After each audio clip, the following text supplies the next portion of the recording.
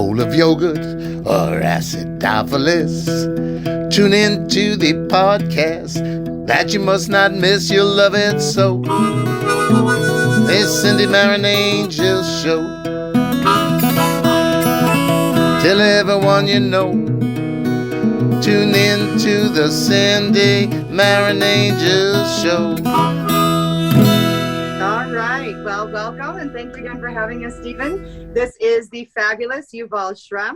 He is an award-winning director, screenwriter, and a very prolific music composer. He has also invented this cool virtual instrument that's being used everywhere.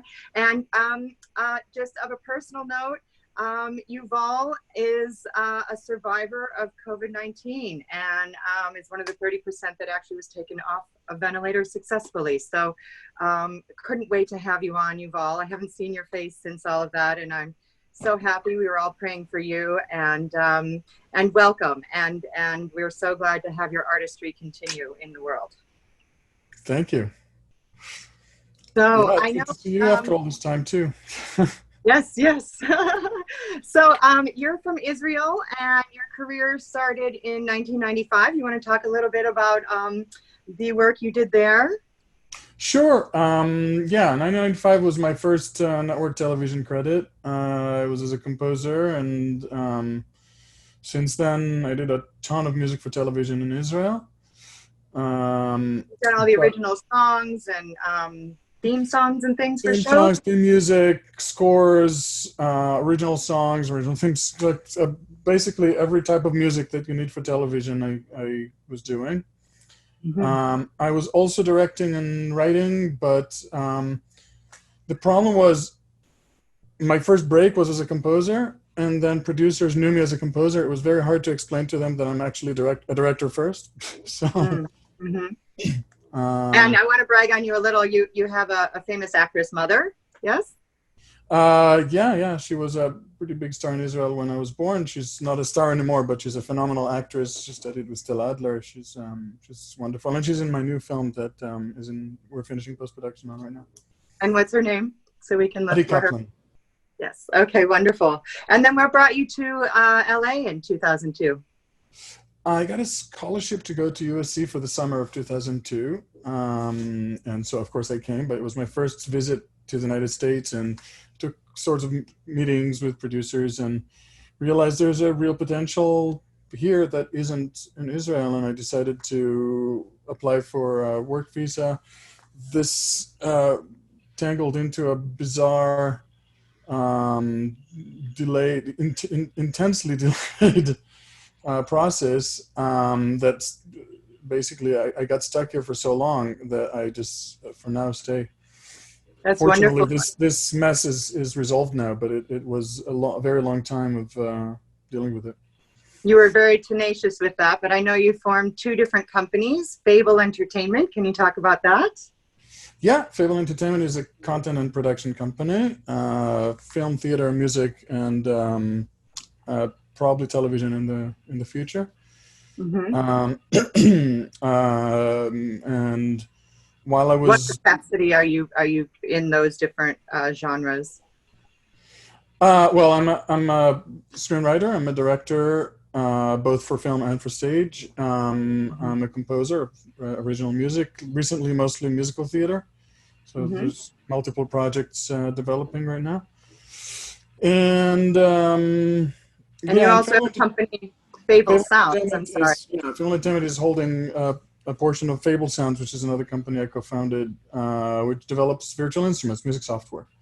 And you've got that software is on some incredible shows. If you want to brag on that a little bit. It's very much at the top of its game in terms of what it does, and it's used on major shows, both film, stage, Broadway, and television. Yeah, on Broadway. Major stuff. It's basically like orchestra, isn't it? Like a virtual orchestra. Well, yes and no, because there are many virtual orchestras. We decided to focus on the non-orchestral stuff, and that was kind of neglected by other companies. And really, at this point, we're really the only game in town that is in that quality with his instruments in a non-orchestral context. So, Okay. yeah. What does that mean in layman's terms for those of us who aren't musical? What is non-orchestral music? Jazz, funk, pop, R&B, there's all the stuff that's not classical. A lot of Okay. companies make orchestral, for film scoring, symphonic orchestra, etc. We did saxophones, trumpet, trombone, but even trumpet and trombone, not in a classical way of playing and not in a classical way of recording. It's more of a, jazz and funk and pop style Mhm. playing, and it's very, very different. And it was missing, and it's still missing. If we weren't there, it's really, there's nothing else that I'm aware of that is nearly in that level of what we were able to do. It was a lot of work, of course, but Very proud of you. Very proud of you. You've also had a very successful short film, The Babes. It's gone on to win the many babies, awards. yeah. Babies. You want to tell us a little bit about that? It's won a lot of Sure, awards. yeah. Yeah, The Babies was made very rather quickly and on a very, very, very low budget. The overall cost was $1,500. Wow. And in the beginning, I sent it to several film festivals and nothing happened. And then about Typical. almost a year later, we got an award. And I thought, oh, okay. What did I do differently? And And fine-tuning the cover letter and choosing more wisely in terms of where to submit what. And we ended up with 42 awards and 7 nominations for this film. what is the film about? That's amazing. Well, I don't want to give away too much because people might want to see it, and there's a lot of turns and twists and big surprises there. So without spoilers, it's about this young woman in a futuristic world who tries to prevent the Population Control Authority from taking her babies away. Oh, that's sweet. Oh.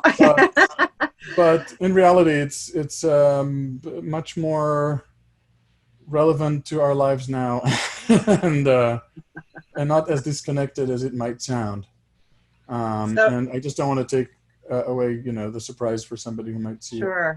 So jumping right into that, our topic today is talking about the role of the artist in this society, in this turbulent society. We held this show a week because of all the protesting and upheaval in the world, and didn't feel it would be right to just come on and chat about careers without really talking about artistry and how and how we relate to this world. Art has a very important role in our lives. In our lives as artists, of course, but in everybody's lives, whether they realize it or not. Art is, in all of its forms, is one of the most influential things to form people's perceptions. And that's on everything, on their lives, on the world, on defining goals and purposes, defining and assessing values and priorities. Everything is affected by multiple things, but art is one of those very, very influential things in all of its forms: music, film, television, visual arts. It all affects us. It all defines our perceptions, and as a result, our experiences of our lives and what we find I think important. It's really helping people cope right now. Indeed, yeah. And what's been great for me is watching all my friends who I'm used to seeing on the stage or auditioning or out working. They're finding ways to get their art out there. So it was fun for me right away. As soon as the pandemic hit, everyone went online, right? Everyone's figuring, even this is such an opportunity. I'm so grateful to Stephen for this opportunity and to share all my different friends, pathways. And yours has been, I really wanted to have you on fast because I think you're here for a very significant reason. You are the epitome of what is happening right now in the world. And I know, people have looked to art all over the years to define an era. You know, you dig out and say, oh, look at the floor work they dug out of Pompeii, and what are the sculptures and you know, paintings, and I think sometimes, you know, everyone's struggling as an artist unless you're really, really up there big, and yet we all keep going, and that pilot light is lit for a reason. I feel like a purpose, and weren't you, tell us about the song you were writing or Yeah, involved with? that's the thick irony of what happened was Let's talk that about that a minute. so in March the stuff was starting to, you know, to get serious with the pandemic, and I have a very good friend in Israel who's a lyricist, a very, very, very successful lyricist in Israel named Hannah Goldberg.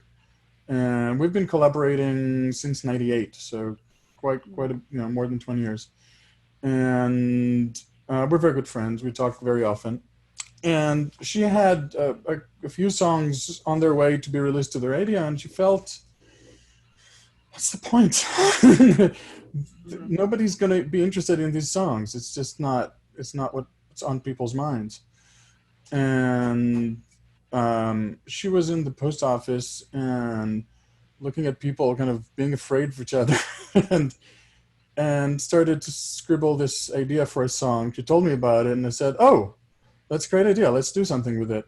And the idea was to write a lighthearted, upbeat, funny, fun song about Corona, about our situation, and about the whole thing in a way that might help lift people's spirits a little bit and connect to our what is really on our minds right now.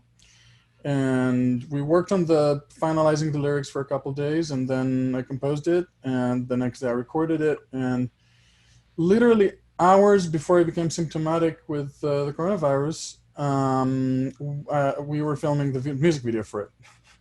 This is so crazy. So literally we finished filming and I went to bed, and when I woke up I was sick. And I don't want to go into the whole drama of it, but you were told several times, because it was in the very beginning where people were just being cautioned to stay home. You were told 2 to 3 times by ambulances not to go to the hospital, and that was a really dangerous assessment. You had to fight to go to the hospital when you finally did. Right. It was, I think it was based on a CDC guidelines, so I can't be completely angry at these people who are operating the ambulance, but in reality, I knew what it was. It was obvious to me. Mm-hmm. And this was before all the testing was really prevalent. Right. Mm-hmm. They basically told me that because I had 103 instead of 104 fever, that I don't meet the threshold to be tested. But the thing is that it went on so long that it eventually became really life-threatening. So the weird thing, even though it was getting worse, I felt like it was getting better, which was not. It was definitely was not. 2 days later, we called them again. I felt like I was dehydrated, even though I was drinking a lot of water. And all they said was to drink Gatorade. That didn't help. No surprise. I eventually decided I can't take the risk of being turned down again, so I walked to an urgent care a block away, and once their doctor saw me, he said, "Oh, you need to be in the hospital right now." I told him, "Can you write it down, please?" Because you had to hand like a permission slip to the ambulance to make them take you. And the crazy thing, it was the same ambulance for the 3rd time. You're the same drivers. The same people. But now with a note from the doctor, they took me. But they were telling me even there, like, I don't know. The whole way there, they were trying to convince me not to go. And you were on a ventilator pretty quickly once you got to the hospital, I know. Yeah, a day after I got to the hospital, I was in the ICU. A day after that, I was in the ventilator for 11 days. Unconscious, yeah. And we were all praying for you. So had a lot of fun. I heard. Yeah. My experience of it was different than everybody else's. Because I was very happy that the 30% worked for you. They eventually they tried all the different medication, and then they tried the one that worked. I can't pronounce it, but I know it's the good one. so the one that helped was remdesivir. It was not yet approved at the time for treatment when I was there. I'm not even sure it's approved now, but I participated in a clinical trial. So it was administered by a team from Europe that came to do a clinical trial of remdesivir and literally saved me. At UC, no, at what hospital? Cedars. I was at Cedars, but it wasn't this part of the treatment that actually cured it. Was not Cedars. It just happened there. They happened to be there. Wow. Yeah. And your caregiver made the choice after doing some research that it was okay to go do because nothing else was working and it had been too long. Well, because it's not approved by or at least at the time was not approved by the FDA. They called my friend, like, you have a designated friend when you're going to the hospital to make decisions for you, and they asked him, and he researched it very quickly, and he had 2 hours and 20 minutes to get back to them with everything signed. It was 25 pages or so. So I'm very thankful that he managed to do that while moving. He was in the middle of moving to a new apartment. and a full-time job, so kudos to him. We're very grateful to him. Yeah. Thank you. Yeah, definitely. So coming back with a new lease on life, does it give you more energy? Like, okay, now I know you're a go-getter anyway. You're someone who works endlessly and tirelessly and produces a lot. So, but is there, coming off of something that dramatic, have you gone back into your art full on? What has it done for you? So I was planning to release that song as soon as possible after I got home, but in reality, I needed to rest for a while. And there's a recovery period that just for the mere fact that I was lying down for so long, So there's there are ramifications to that take time to recover from. But it is now I'm almost back to normal, so I'm finally back. And now, would you change any of the lyrics of the COVID song now? The correct It's already recorded. I literally just finished the orchestration and mixed it. Last night I finished the first full rough cut of the music video for the Israeli version. It was already released a couple weeks ago on platforms for Israel and to the radio. We got great reviews on the newspaper there. Great. And it will be released here a little bit later in English. Where will we be able to hear it?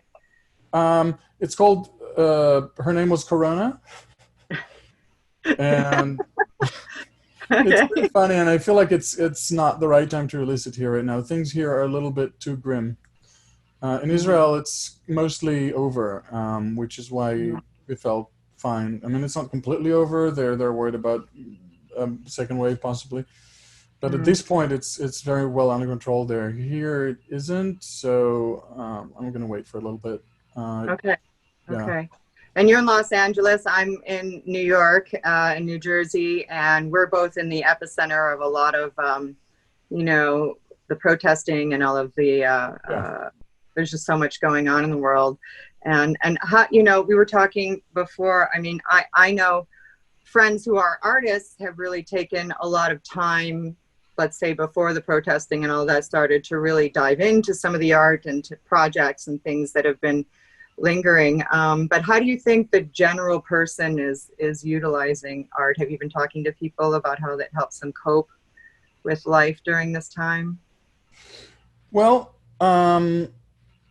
I'm surrounded by artists. So. Me too. Yeah. So it's a little misleading. I mean, we artists are such a disproportionately tiny percentage of population. Tiny. And I'm saying being in LA, I never think about that because everybody. I'm saying disproportionate because we tend to surround ourselves with artists, and it makes us. It creates this illusion that there's so many artists. No, there aren't. We're not even any significant portion of a 1% of the population. It's really negligible in terms of the quantity of people who actually create art. And if you take this into consideration, and you take into consideration how much influence artists have on people's perceptions of their lives, and that's really the situation. What do you mean by that? Their perceptions? What do you mean by that? Our concept of the most fundamental things in life are affected and defined by art. What is on beauty? silly levels like TikTok, like everyone's making their own like TikTok videos and everyone's like posting crazy stuff. Well, not any video is art. And not only videos are art. But art is a form of philosophy. Is a form of communicating philosophy and exploring philosophy. And philosophy is really the way people understand the world and themselves. I mean, even the tagging of all the graffiti, you know, I just feel like this is a time where everyone's really expressing. I mean, there's been so much this everyone being quarantined and then, you know, just that horrible death, you know, it's just a pressure cooker that went. And I just feel like everyone's out expressing as much as they can. Sure. But expression doesn't necessarily equal art. Okay, so what equals art to you? Well, that's a big question. But I will say that actually the point I was trying to make with all this disproportionate effect we have on society around us is that this is a very powerful thing. And as they say, you know, with great power comes great responsibility. And I think it's really important not to pollute. So a lot of these TikTok stuff that you're talking about, not all, some is great, but a lot of the stuff, a lot of the content that's out there is mere pollution. What do you mean? What do you mean? I was thinking, we're finding all these masks all over everywhere. Everyone's rolling their rubber gloves all over the place, you know? No, it's mental pollution. Like, content pollution. Okay. If you do things for the wrong reasons, you're really polluting. Because you do have an effect. I can't watch the news 24/7. I can't hear all that negative. You know, I want to hear a good story. I want to hear something uplifting on my own energy. That's why when we did a song for Corona, we went for something uplifting and fun and light, because everybody's so stressed out and depressed and frustrated. I think people are worried and angry and fearful and so we said, okay, let's help people with it. Let's reframe it. Let's make it funny and fun. And well, it's not fun. I was sick with it. It's not fun, but it was. You are someone who can say that. It was definitely not fun for the people around me. But just sitting and worrying is not helping anybody either. So if you can help people cope with this and relax and have a little bit of fun at home when they're stuck at home with quarantine, and you know, we created a dance for it, you know. So it's something that was really created to make people's lives better. I think dance is a cool thing that you just said that, because I listen to a lot of podcasts as well, and Dr. Laura came on. She's like, everyone today, I just want you to dance wherever you are. Just take a minute and just dance and just get that energy going, you know, just joy. I think joy is joy. Joy is and I asked Soda Percy, who's an actress, but she's also a choreographer, to come up with a dance for it. And we worked together to kind of fine tune it, but she came up with a great dance, and I can't wait to share it with everybody. It's get up, bust a move. You got a little move in you.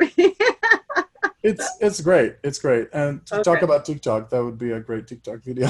Okay. And what, you're also, your brain is so technical too. Like, how did you learn so much about cameras? I mean, you're a director, but so you understand actors very well. I've worked with you, but you're also technically brilliant with your lighting. How did you learn all of this stuff?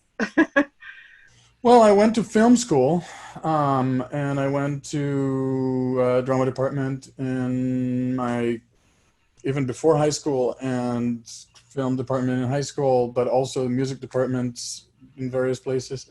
So I studied everything I do, but I chose my professions very early on. Talking when I was 3 or 4, I already kind of knew what I wanted to do. Were you on set a lot with your mom? My mom did mostly theater. So I was in theaters a lot. My dad is a very successful musician in Israel, Oh. a conductor, a music producer, arranger, etc. So Mhm. I spent a lot of my childhood in recording studios, TV studios, theaters. Yeah, I definitely spent a lot of time seeing people at the top of their games. Also, one of my mother's best friends was Leonard Bernstein. So every time he came to Israel, which was often, Mm. we would spend a lot of time with him, concert, rehearsals, dinners, you name it. They were very close friends. We became very good friends. Last time I saw him was in my bar mitzvah. Um, so yeah, you can't spend all this time with people like that, see them work, not just the concert, but the rehearsal, the process, and not learn. It's You're someone who I think is very very much about the process. I know for myself as an actor, I am as well. I mean, people are like, don't you want to be famous? I'm like, no, I want to work. I want to get out there and find something new that I can utilize to share with people. I want to tell stories. I want to, research stuff. And I find you to be very much the artist that way. I think you dive in 1,000%. What do you think helps you communicate with actors as well as you do? As a director, what do you think is important? So I think as a director, and that's also to more fully answer your previous question, I'm a very curious person. I want to understand things. I want to understand the reason for why things are the way they are, and figure out ways to make them. Yeah, it's so. I always try to learn about the newest technology because I might be able to utilize it artistically, and that's about cameras and all that and lighting, which I do keep myself very, very, very informed on. Now, the same thing that I utilize for screenwriting is what guides me with working with actors, other than studying, which I studied acting, I studied directing, and I never meant to be an actor. I did act in a few things, but when I was asked, but it was never my career. But I studied it so that I could direct better, so I could communicate better with actors. I think that's the top goal, is if you understand, the actor's journey is so much, there's so much prep work, and then you got to get up and throw it all away and then deliver what the director is asking. Do you find that, I know you to be a collaborator. If someone has an idea, you'll work it in, but I know you also have a vision. And I think it's that, I appreciate, the way you're able to kind of merge both. And I know. If you don't merge them, you're missing out. Okay, right. Here's the thing. You have a vision. As a director, you have to have a vision. I've seen directors who come into work without the vision. They piss me off. But that, I guess that's valid if it works for them. I do have a pretty clear idea of what I'm trying to get going on set or into rehearsal on play. But this is a collaborative medium, both of them. And if you work with creative people, you need to let them do your thing. And as long you as have to trust. Yeah. Here's the thing. When you have ideas from a multitude of people who are creative and talented, you're going to get better results than if you're limited to one mind, no matter whose mind it is. The role of a vision is not necessarily, oh, this is how it's going to be, this is how you're going to say it, etc. No, that's not a vision. That's over controlling plan. Yes. A vision is what you're trying to explore, what you're trying to say philosophically with it, what kind of texture, what kind of feeling you want to invoke. And then anything that fits within that vision, with the tone, with what you're trying to say, with what you're trying to focus on, is valid. Shaping. I mean, I've had to do my Dietrich thing. I had to kind of go all out there, and then they go, here, pull that back or push that forward, a little shaping. So you shape, exactly. You shape it, you fine tune until everything works. But when the vision is a guide, does it fit? Does it not fit? Is it too much now? Because I'll give an example.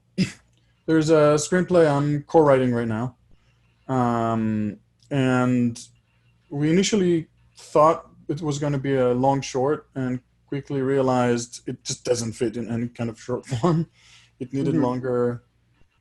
It needed to be longer. But the current version is not long enough, so we're kind of stuck in between. And I need to expand it without stretching it out, just to add what really contributes anything. Otherwise, I'm just weakening something that is very powerful now. And I had some ideas for new sequences and scenes that seemed really great, but then I ran into a new problem because I don't want to repeat concepts of scenes. There's a character, I thought, she should try to join something that their boyfriend is doing and be rejected. And she would be rejected based on how the story is structured. But then I thought that will devastate her. And I have 20 minutes later in the film something that devastates her in a much more profound way and more important way. And I don't want to have that devastation happen twice. Because I'm wasting that emotion. I'm wasting that. It takes away from the moment when it matters. So when you're doing all this writing, because I know you write a lot as well, and do you end up taking pieces of something and slotting it in? Oh, hey, we didn't use this for that one, and maybe we can use it here. And do you ever play around like that? A little bit. The thing that comes into structure, and that's, people talk about structure in screenwriting a lot, sometimes too much. But there are some basics that are very helpful when you go into rewrites or when you're trying to figure out what fits where. And the idea of separating the script into 4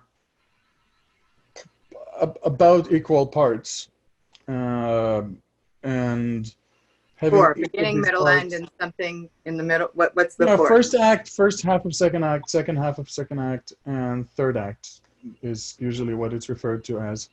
And there's a middle point that's kind of elusive but critical to it all, which usually happens after the middle. The introduction of conflict, right, has to come quickly, do you think? Well, that's a whole separate thing. Let me just finish about. Okay, sorry. And then I'll address this conflict thing. But structure can be a great guide because the the first feature script I was worked on many years ago, there was a part that felt like it was losing energy, and I was trying to figure out why. And then I looked at the 4 quarters of the story and what each of these quarters is focusing on, and realized that sequence belonged in a different quarter. I moved that scene a couple of scenes backwards, so it happens a little bit earlier, because it belonged in the second act, not in the third act, and it was in the third act, and boom, it worked. Mhm. So things like that, yes, I definitely would do. There's also in this the script that I just mentioned that we're finishing to expand it to a full feature form. There are elements that we considered, and it didn't really matter where they were as long as they worked. And then, I'm finding where I can add that element in. Cindy, are you there? I'm here. I just had to plug in my phone. I'm sorry. I thought it was plugged in. It wasn't.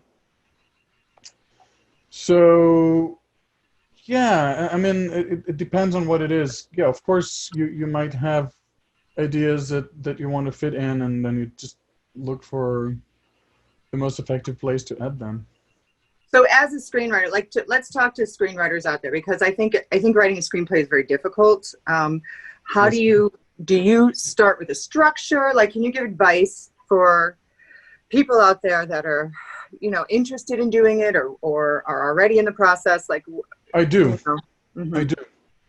And it has to do with what we're really having this conversation about. Hopefully, we can go back to that, which is write about something that's relevant both to you and to society around you. If you write about something that might be interesting to you right now but is not relating to the world around you, you're risking creating something that's going to be interesting to you only.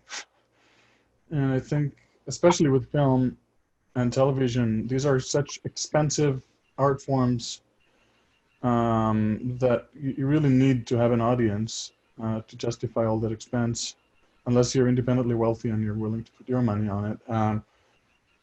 You need Which is to. never a good idea. Never a good idea. We all end up doing it, but it's not a good idea. OPM. The point is, unless you're doing it as a hobby and you just want to enjoy the process, which is very enjoyable sometimes, or usually, not always, but can There's be. always a lot of drama behind the scenes, no matter what it is. There's usually more drama than what's on stage. On screen. There's always more. But I enjoy the process itself, so nobody's going to take away that enjoyment of the actual work. I love that work, regardless of drama. But without drama is fun. Is more fun. It's without drama behind the scenes. I mean, but the point is, when you write about something that's relevant, and I'm not necessarily talking about immediate relevancy. I'm not talking about, oh, this happened, let's talk about this, which could work sometimes if you're fast. But films take a long, long time to happen. So Yes. It's more relevant to think about processes in society or things people are dealing with. Some things are universal regardless of the time, just things that people deal with in relationships or with self-image or with, anything that's relevant for people. So right now, going back to our original question of what the role is of the artist in this society. I mean, are we here to just reflect? Are we here to try to heal? Are we here to try to unite? I mean, I think all of those things are valid, and also, this is like a revolution that's happening finally, but also if you're able to share ideas and thoughts in a way that is not telling people what to think, but rather shining a spotlight on a question and maybe sharing your perspective, your point of view. Sharing point of views is a very powerful thing to do because people, through a story, through emotional connection to a story, get to experience somebody else's point of view. Mm. And that's In really a safe the way. power of art in all of its forms. Music, visual arts, dance, theater, musical theater, songs, poems, film, television. They're all doing the same thing when they're good. Now, there are a lot of big budget films lately that are more products than art. They're more, Yeah.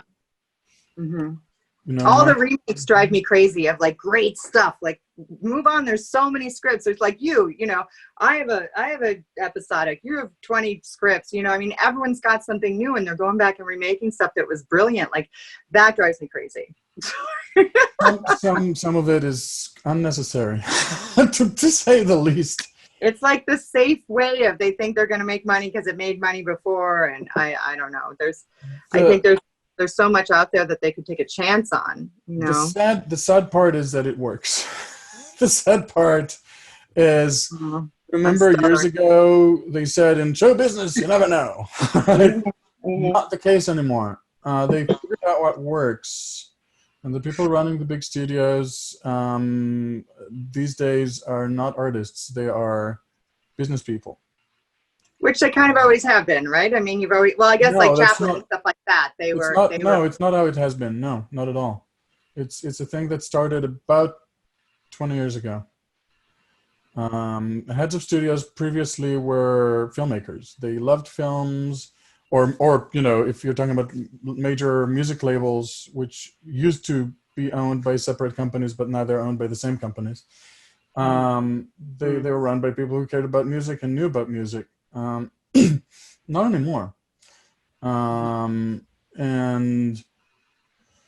people seem to care about franchises they're connected to. So a book that they loved or a movie that they loved or whatever, if something happens with it, a remake, a prequel, a sequel, even if they heard it's terrible, they want to see what they did to my beloved franchise.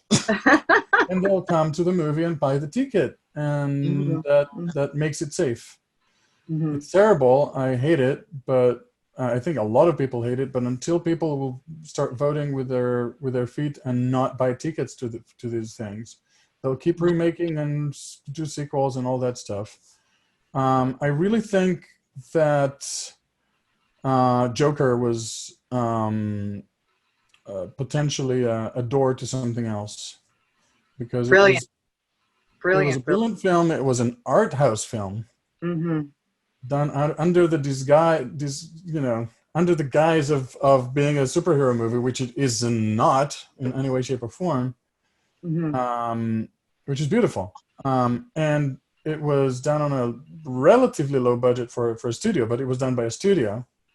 I love that they didn't have all CGI, that it was really artist driven. I mean, I walked out of there crying and saying, okay, I want to act again, So, it's a beautiful work of art. It really is.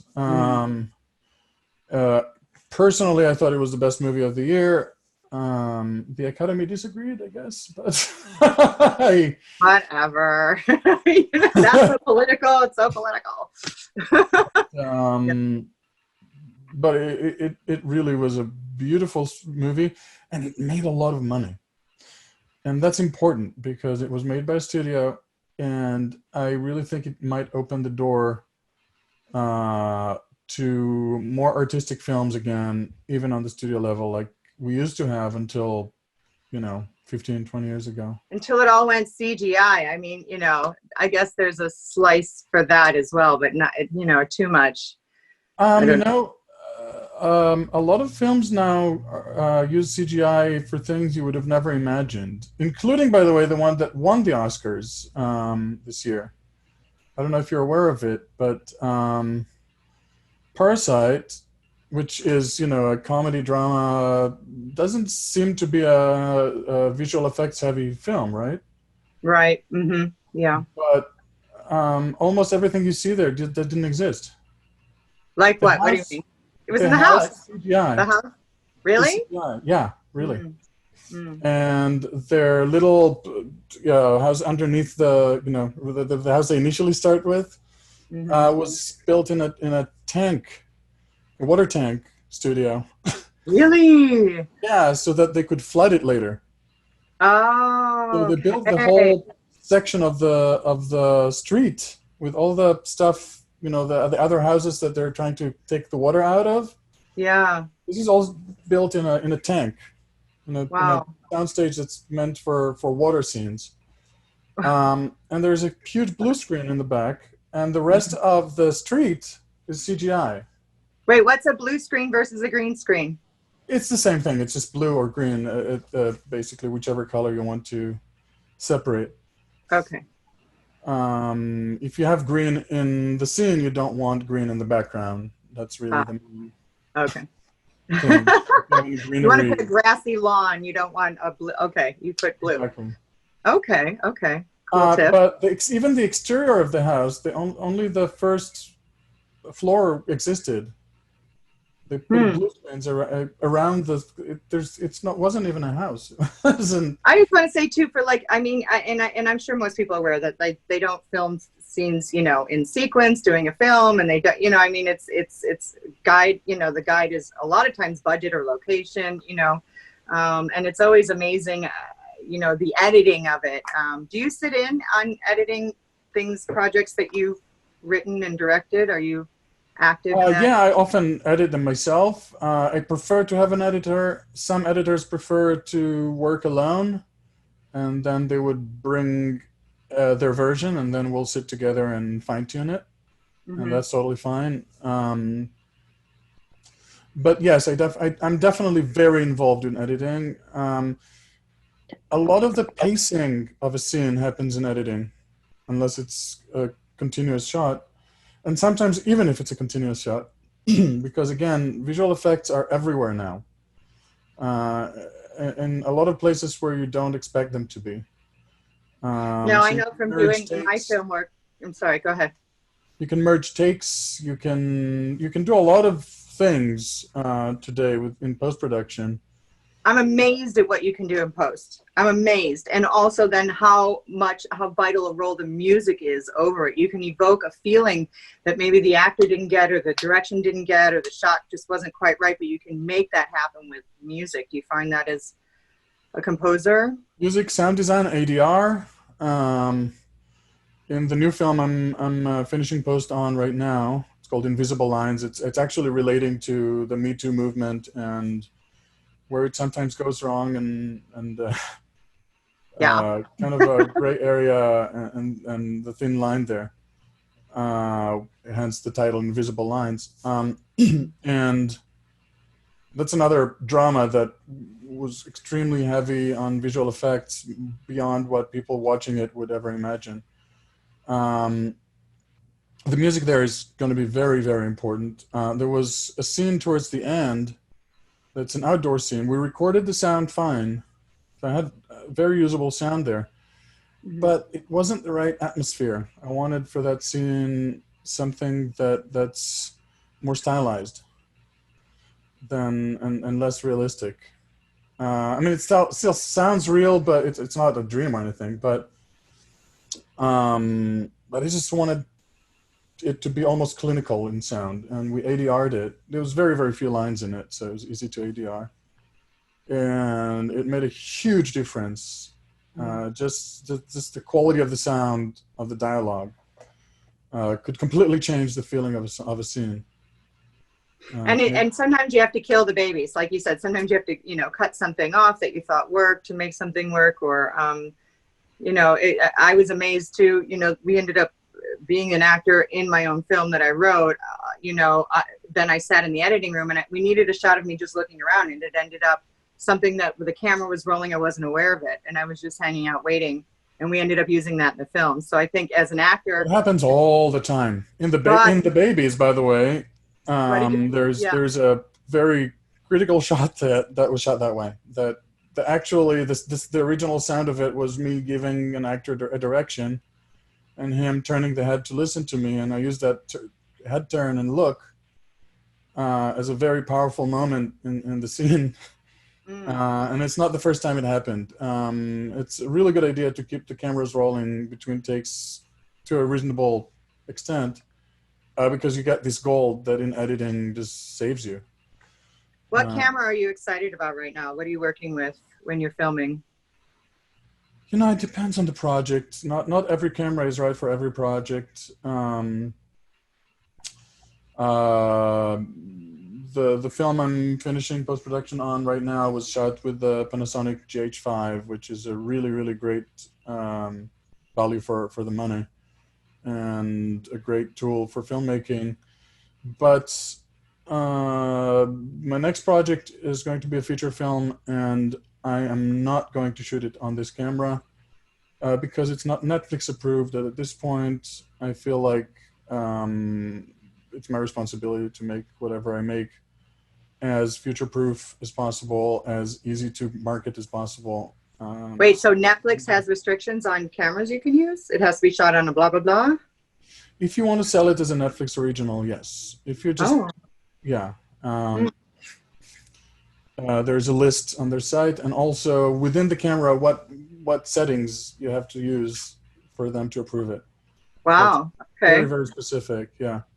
We only have about 10 more minutes left, but I know you help me a lot too. You have tips. There's so many independent filmmakers out there, and sometimes, like you said, wading through the film festival realm, that's something that when you start a film off, if you haven't done it before, you don't really know much about. And you gave some great tips to me about how to go forward. I thought maybe you could share some of that here with our listeners. Well, first of all, I hope film festivals can come back to screening films. Right now, they don't really do that. They stream them online, but I really stopped submitting right now until things go back to a more active actual screening, because I just don't see the point. But as I mentioned, it's choose festivals that are appropriate for your film, and each film is different.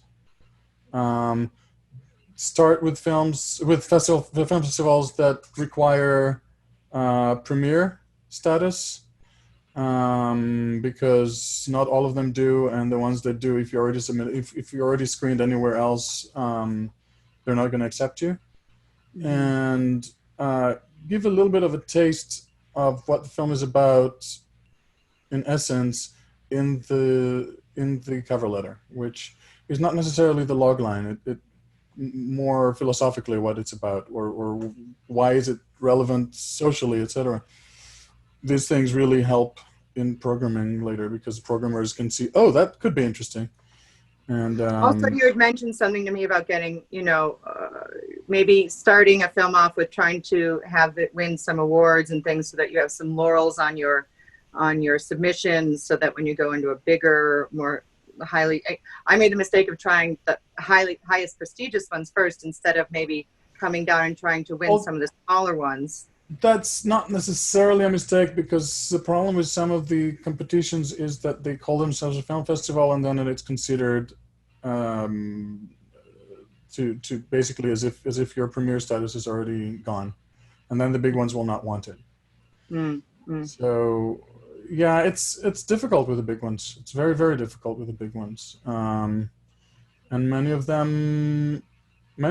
many festivals just prefer to have films, even short films, with name actors or name filmmakers, because that's going to bring more audience. Yuval, where can we find your work? I know we have a few more minutes, and sometimes it cuts us off soon. So, well, I guess the easiest way to find a lot of things, including how to contact me if you need to, is on my website. It's yuvalshrem.com, yuvalshrem.com. And then there's links from there to each project has its own either page or website that you can find more on. The Babies is not currently available publicly, because because there was the film festival circuit, and then now we're probably going to get a distribution with all these awards. But you can get the trailer and some clips and eventually information on where to find it on thebabiesmovie.com. There's really an enormous amount of stuff that's happening right now. So is there anything else you want to say about your role? When production can go back into action, then there'll be more new things that I could recommend. Well, I know you're a great collaborator, and I know you're still here for a reason, and you've really been an inspiration to me, and I know you give a lot of opportunities for the artists that are around you. You're kind of a one man shop. You could do it all, and I think that that's a brilliant place to come from, understanding everyone's role, hitting it from so many different angles. I just think it's amazing. So your role as an artist in this turbulent community, what are you looking forward to? As I said, I try to focus on projects that can either bring joy to people or make them think about things in a new way that hopefully, help make people's lives better. That's really, I find, is my role as an artist. I take it seriously, but not so seriously that there's no humor. Humor is super important in life. And in a way, the heavier the subject matter, the sadder the story, the more intense the story is that you're telling, the more important the humor in it is for it to be, consumable, for it to be effective. And to answer very quickly your question about conflict in stories and screenplays and in drama, conflict is one form of suspense, but suspense is really what you need. Love that. Okay. As long as you have suspense, you have the audience. Conflict is just one form of suspense. There are other forms of suspense, and they're all effective. Okay. What's another form? I don't know. I'm trying to think. Like what? If you're trying to find out what's going on, if you're worried about what might happen, as long as you want to know what's happened next and you care, then you're onto something. If people don't care, that's a big problem. If they already know what's going to happen, they don't care. So it's suspense that's really your best friend with telling stories on all of its forms. Suspense could be in comedy, suspense could be in drama, suspense obviously could be in suspense thrillers, but as long as people are trying to figure out what's happening and are able to, at least slowly but surely, they're on. They're in. They care, they're engaged, and they're entertained. And even if give you us have your something website one more important time. to tell people, you have to entertain them first. You have to grab their attention and keep their attention. Yes. Give us your website one more time, Yuval. It's yuvalshrem.com. YUVALSHREM.com. Fabulous. And I know everyone's going to ask, and I know the answer already. You don't know how you got the COVID. I have no idea. I was very careful. I don't know when I got it, so I don't know how I got it. I'm happy I got out of it. If anybody has it or thinks they might have it, don't hesitate to check. And if you have it badly, remdesivir is really the only medication that seems to work to clear the lungs. So be aware of it. Thank you so much. Thank you, Steve and Kimbrough. Are you still there? And thank you. I see Herbert's been listening. It's so nice to have you. Thank you so much. Yes, you're very welcome. I love listening to both of you do your dance, and I learned a lot, and I'm sure people who are watching are learned. And Cindy, you do an amazing job hosting your show, and you have excellent choice in guests, and this was really great. So thanks for hanging out in the Pod Brother Nation. Thank you. And thank you, Yuval, for being here today. And thank you, Steve. Thank you, Cindy. I can't wait to work with you again and see you again. You're in New York when I'm in LA, but be in touch. Cindy, where can we find you real quick? Where can we find you? CindyMarinangel.com. CindyMarinangel.com has a lot of different things on there. So thank you again. And thank you, Herbert, for watching all the time. Appreciate it. It's nice. Thank you, Stephen. Thanks, guys. Great job. Thank you. Okay. All right. Bye-bye.